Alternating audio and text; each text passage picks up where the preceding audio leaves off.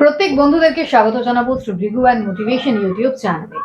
প্রতিদিনের মতো নিয়মিত কিছু গুরুত্বপূর্ণ প্রোগ্রাম আপনাদের কাছে নিয়ে আসার চেষ্টা থাকে এবং প্রতিদিন আপনারা যেভাবে ভালোবেসে অনুষ্ঠানগুলো দেখেন, আশা করবো আজকের অনুষ্ঠানও আপনাদের অত্যন্ত কাজে আসবে এবং ভালোও লাগবে।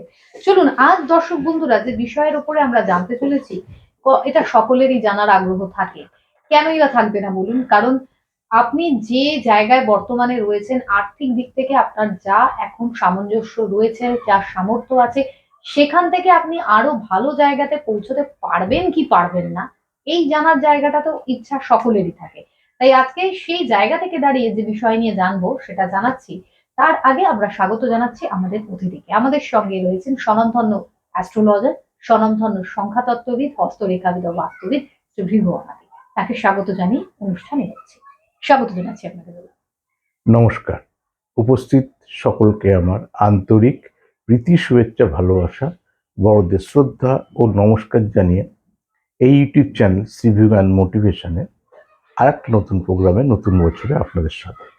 চ্যানেলটা সাবস্ক্রাইব করুন, লাইক করুন, ডান দিকে থাকা বেল আইকনটা প্রেস করে মানুষকে শেয়ার করুন, যাতে সবার আগে সবার প্রথম বিভিন্ন বিষয় নিয়ে যেহেতু চ্যানেলে আলোচনা করি, সেই নোটিফিকেশনটা যাতে আপনাদের কাছে পৌঁছয়। তার জন্যই এটা বারবার করে বলা এক নৈতিক দায়িত্বের মধ্যে পড়ে। সে অ্যাঙ্গেলে বলে আপনি কী ধরনের প্রোগ্রাম দেখতে ইন্টারেস্টেড সেগুলো কমেন্ট করে জানান। আপনাদের মধ্যে থেকে আপনারা যে বিষয়গুলো বেশি জানতে চান সেই বিষয়গুলো নিয়ে আলোচনা করার চেষ্টা করি। সুপর্ণা, আজ আমরা যে প্রসঙ্গ নিয়ে জানবো সেটি হলো যে কোন যোগ মানুষকে অর্থ প্রাপ্তি দেয়। চলুন, এই বিষয় নিয়ে আজকে যদি কিছু জানান। আমাদেরকে খেয়াল রাখতে হবে প্রথমত কী কী যোগ আছে সংক্ষেপে ছুঁয়ে যায়। কী কী নেগেটিভ যোগ আছে, কী কী পজিটিভ যোগ আছে। নেগেটিভ যোগ নিশ্চয়ই অর্থপ্রাপ্তি দেবে না, পজিটিভ যোগই অর্থপ্রাপ্তি দেয়। তো অর্থটা কিসের মধ্যে দিয়ে আসে? কর্মের মধ্যে দিয়ে আসে। যোগটা আগে কাকে বলে, তারপর কিভাবে আসে। আসুন, এর আগে কি কি শুনেছি আমরা? গুরু সৌরী যোগ, জীব যোগ, ক্ষেত্র সিংহাসন যোগ, পর্বত যোগ, এরকম অনেক যোগ রয়েছে যে যোগগুলো কিন্তু অর্থ প্রাপ্তিতে সাহায্য করে। কিন্তু সেই অর্থপ্রাপ্তিটা কোথায় দেয়? আসুন ছকটা খুলে নিন, যদি চোখটা করা থাকে আপনার, যারা জন্মকুণ্ডলী বলছি বা হরস্কোপ বলছি, সেখান থেকে আপনি দেখে নিন যে কর্মকারক গ্রহ কি। কর্মকারক গ্রহ কাকে বলে সেটাও বলি, হয়তো জানেন না। দশম থেকে কর্ম ধরায়, মানে কি কাজের মধ্যে দিয়ে আমার আর্থিক উন্নতি হবে, সোর্স অফ ইনকাম, সেখান থেকেই অর্থপ্রাপ্তি ঘটবে কিনা। তবে দশমপতি একাদশপতি যদি ইন্টারচেঞ্জ থাকে, দশমপতি যদি একাদশে থাকে বা একাদশপতি যদি দশমে থাকে, সেটা যদি তুঙ্গস্থ বা মিত্র থাকে তবেই ভালো বলা হবে, খারাপ থাকলে তো হবেই না। খারাপ থাকলে যোগটাই সৃষ্টি হবে না। তাই দশমপতি একাদশ বা একাদশপতি দশমে যদি কোনো যোগ সৃষ্টি করে, বা একাদশপতি ধনস্থান বা ধনপতি দশমে, তাহলে আপনার অর্থপ্রাপ্তি যোগের সম্ভাবনা রয়েছে। ওই যোগগুলো থাকতে, ওই যোগগুলো এইগুলোর সঙ্গে রিলেটেড কিনা। কেন, ভালো যোগ আছে মানে আপনি উপর দিকে উঠবেন। তো উপরে যখন উঠবেন, সেটা আর্থিক সচ্ছলতা সবসময় দেবে তা নয়। বহু মানুষ আছে, প্রচুর সুনাম রয়েছে, এবং আমাদের আশেপাশে শহর অঞ্চল, গ্রাম অঞ্চল অনেক মানুষের থেকে প্রচুর নাম আছে। যেভাবে নাম আছে সে অনুসারে অর্থ নেই কিন্তু।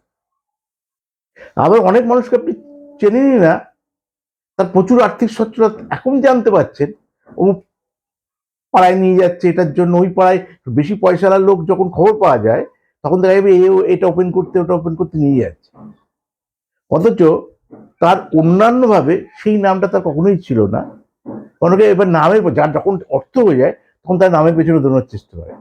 ওই জন্য আর্থিক সামাজিক প্রতিষ্ঠা আর সুনাম অর্জন সব একসাথে হয় না। বহু মানুষের নাম আছে, তার আর্থিক সচ্ছলতা নেই। বহু মানুষের আর্থিক সচ্ছলতা আছে, সবাই তাকে চেনেও না। তাহলে অর্থপ্রাপ্তির নির্দিষ্ট একটা প্রাপ্তি, সেই প্রাপ্তিটা কর্মকারক গ্রহের উপর নির্ভর করে। একটু আগে বললাম কর্ম দশমপতি আর যদি একাদশপতি ইন্টারচেঞ্জ হয়, বা একাদশপতি ধনপতি, এবার এটা কাকে করে বলবেন? লগ্ন খুঁজি, লগ্ন টাইমিং, আপনার জন্মকালীন লগ্নটাকে। লগ্ন না জানলে পারফেকশনটা থাকবে না, না জানলে এবার রাশিতে যাবেন। ধনপতি মানে দ্বিতীয় হাউস, দশম থেকে কর্ম, একাদশ থেকে সোর্স অফ ইনকাম। তাহলে ওখান থেকে আপনি কাউন্ট করবেন দ্বিতীয় কে রয়েছে, দ্বিতীয় পতি কার কার সাথে কানেকশন করেছে এবং সেটা কোনো যোগ সৃষ্টি করেছে না। যদি যোগ সৃষ্টি করে থাকে সেইটাকে থেকে আপনি অর্থপ্রাপ্তির লাভ আপনার জীবনে ঘটবে ঘটবে ঘটবে।